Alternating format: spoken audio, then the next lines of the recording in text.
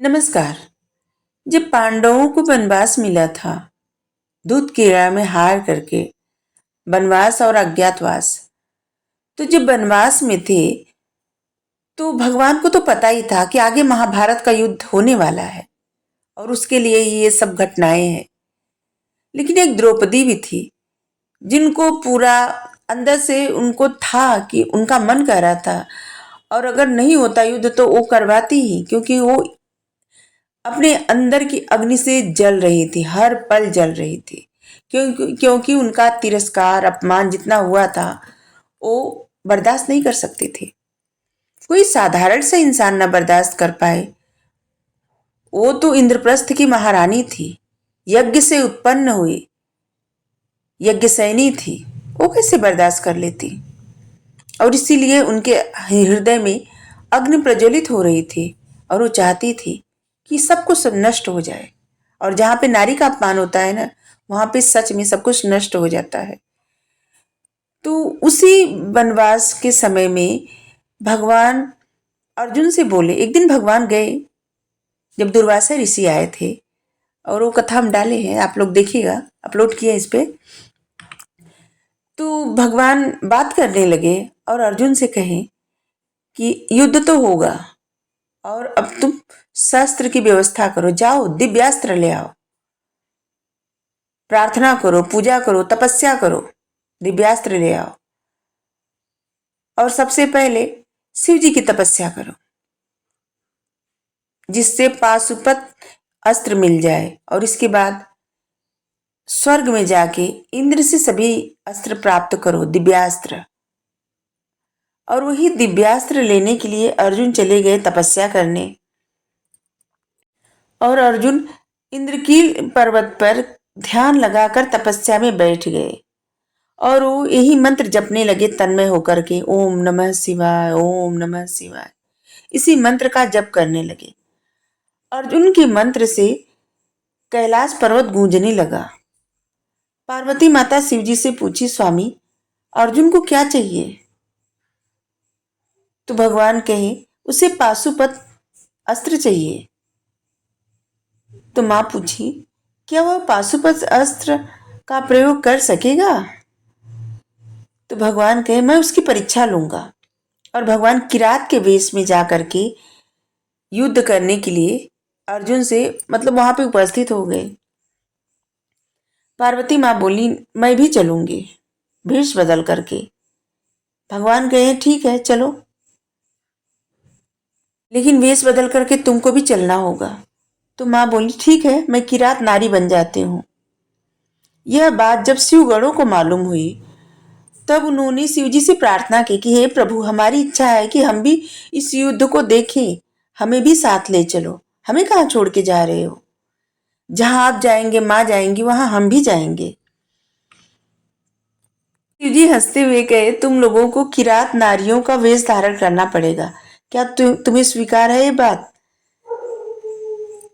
तो सब लोग बोले, हाँ प्रभु। और सब लोग किरात नारियों का वेश धर कर इंद्रनील पर्वत की तरफ चल पड़े। वे इंद्रनील पहुंचे और वहां माता पार्वती ने एक संकेत करते हुए भगवान शिव से कहे, स्वामी यह देखिए कितना बड़ा शुकर है। भगवान ने कहा, देख लिया, अभी इसे तीर से मार गिराऊंगा। और यह कहते हुए शिवजी ने अपने धनुष पर बाण चढ़ा लिया। किंतु शुकर भागने में किरात से तेज था। उसने ऋषियों के आश्रम में जा करके ऐसा उत्पात मचाया कि सभी ऋषि भाग खड़े हुए और बचाओ बचाओ, रक्षा करो। मूकासुर फिर आ गया शुकर बन करके, कहते हुए सहायता के लिए गुहार लगाने लगे। ऋषि मुनियों की चीख पुकार सुन करके अर्जुन का ध्यान भंग हो गया। उन्होंने आंखें खोली और धनुष पर बाण चढ़ा लिया। तभी किरात भेषधारी भगवान शिव अपने धनुष पर बाण चढ़ाए आते हुए दिखे। अर्जुन को शुकर का निशाना बनाते हुए देख शिवजी ने कहा, ठहरो, इस शुकर पर बाण मत चलाना, यह मेरा शिकार है। मैंने बहुत देर तक इसका पीछा किया है। तो अर्जुन बोले, ठीक है, तुम इसे मार सकते हो तो ले जाओ। शिकारी भीख नहीं मांगा करते। शिकारी अपना शिकार खुद करते हैं, भीख नहीं मांगते। शुकर के शरीर में एक साथ दो तीर आ घुसे, एक किरात वेशधारी शिव जी का और दूसरा अर्जुन का। दो दो तीर खा करके शुकर रूपी मुकासुर ढेर हो गया। जमीन पर गिरते ही उसका असली रूप प्रकट हो गया और सरदार की जय किरात नारियां बनी शिवगणों ने जय जयकार करनी शुरू कर दी। और किरात नारी बनी पार्वती माता बोली, स्वामी जी आप कितना अच्छा बाण चलाते हैं, आपका निशाना कितना अचूक है। आपके बाणों से शुकर मर गया। ये शुकर आप ही के बाणों से मरा है स्वामी। एकदम प्रसन्न होकर माता बोली। और किरात जितनी किरात नारियां थी सब में हर्षोल्लास छा गया। उनको देख करके अर्जुन कुटिलता से मुस्कुराने लगे। शिव जी के सामने जाकर के बोले, किरात इस घने जंगल में इन स्त्रियों को भय नहीं लगता? अकेले तुम ही पुरुष इनके साथ हो। शिव जी बोले, नहीं युवक, हमें किसी बात का भय नहीं, पर तुम शायद डरते हो, तभी तो कोमल हो। शिव जी ने मुस्कुरा करके कहा। तब अर्जुन को जैसे क्रोध आ गया और अर्जुन बोले, देखा नहीं मैं कोमल हूं? देखा नहीं मेरे बाणों से कैसे शुकर मर गया? शुकर को मैंने कैसे बेधा था, ये आपको दिखाई नहीं दिया? तब शिव जी ने कहा, और किरात नारियां जितनी थे, मतलब शिव जी के घर सभी लोग चीख करके सब लोग कहने लगे, नहीं नहीं ये हमारे स्वामी के बाणों से शुकर मरा है। शुकर का वध हमारे स्वामी के बाणों से लगा है, हुआ है।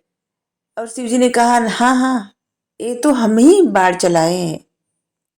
फिर शिव जी ने कहा कि अच्छा चलो, हम तुम दोनों लोग में कौन सा सर्वश्रेष्ठ धनुर्धर है, इसके लिए एक चुनौती पूरी करनी पड़ेगी। अर्जुन एकदम गर्व भरे स्वर से बोलेंगे, ठीक है, हमें आपकी सारी चुनौती स्वीकार है। और फिर चुनौती स्टार्ट हुई। दोनों लोग शिव जी और अर्जुन लगे चलाने धनुष बाण, अपने बाणों की वर्षा करने लगे। अस्त्र शस्त्र जितने थे सब चलाने शुरू कर दिए और भयंकर बाणों की वर्षा शुरू हो गई। लेकिन कुछ ही देर बाद अर्जुन का तुड़ीर बाणों से खाली हो गया। तब वह विस्मय से बड़बड़ाए, मेरे सभी बाणों को इस किरात ने काट डाला। मेरे बाणों से भरा सारा तुड़ीर खाली हो गया, किंतु किरात को खरोच तक नहीं लगी। आखिर एक किरात मुझसे बड़ा धनुर्धर है, ये कैसे संभव है? और अर्जुन ये भी सोचने लगे कि मेरे बाणों को कौन काट सकता है। तभी किरात बने शिव जी व्यंग स्वर में बोले, धनुर्धारी वीर क्या हुआ, कुछ बाण तुम्हें उधार दे दूं? किरात की व्यंग भरी बातें सुनकर के अर्जुन को क्रोध आ गया और उसने झपट करके किरात को अपने धनुष की प्रत्यंचा में फांस लिया। किंतु एक ही क्षण में किरात ने अर्जुन से धनुष छीनकर दूर फेंक दिया। यह देख किरात स्त्रियां हर्ष से नाचने लगी। तपस्वी हार गया जोर जोर से चिल्लाने लगी और नाचने लगी। अर्जुन और भी चिढ़ गए। इस बार वह तलवार लेकर किरात की ओर झपटे और बोले, किरात भगवान का स्मरण कर ले, तेरा अंत काल आ गया है। लेकिन जैसे ही अर्जुन ने तलवार किरात के सिर पर मारी, तलवार टूट गई। अर्जुन निहत्थे हो गए। फिर उन्होंने एक पेड़ उखाड़ लिया और उसे किरात पर फेंका। लेकिन उनके आश्चर्य का ठिकाना न रहा, क्योंकि किरात के शरीर से टकराते ही पेड़ किसी तिनके की भांति टूटकर नीचे जा गिरा। जब कोई उपाय न रहा तो अर्जुन निहत्थे ही किरात पर टूट पड़े, किंतु किरात पर इसका कोई असर न पड़ा। उसने अर्जुन के हाथ पकड़ करके ऊपर उठाया और उन्हें धरती पर पटक दिया। अर्जुन बेबस हो गए। तब अर्जुन ने वही रेत का शिवलिंग बनाया और भगवान शिव से प्रार्थना करने लगे। इससे उनके शरीर में नई शक्ति आ गई और उन्होंने उठ करके फिर से किरात को ललकारा, किरात अब तेरा काल आ गया है, वह चीखे। और चीखते हुए जैसे ही अर्जुन की नजर किरात के गले पर पड़ी, जो फूल माला उस शिवलिंग पर चढ़ाए हुए थे, वही फूल माला उस किरात के गले में थी। और ये देख करके अर्जुन एकदम स्तब्ध रह गए कि ये पुष्प माला तो उस भगवान शिव के लिंग पर चढ़ाए थे और इनके गले में कैसे आ गई। और पल मात्र में ही अर्जुन का सारा भ्रम दूर हो गया। वे समझ गए कि किरात के रूप में स्वयं शिव जी हैं, उनके सामने खड़े हैं। तभी तो अर्जुन इतना मतलब अर्जुन का बस नहीं चल रहा है और किसी भी तरह से किरात को नहीं हरा पा रहे हैं। नहीं तो अर्जुन अर्जुन से सभी लोग हारते हैं और अर्जुन यहाँ किरात से हार रहा है। अर्जुन किरात के चरणों पर गिर पड़े और रोते हुए बोले, हे प्रभु, मेरे आराध्य देव, मुझे क्षमा कर दो। मैंने गर्व किया था, मुझे अभिमान हो गया था।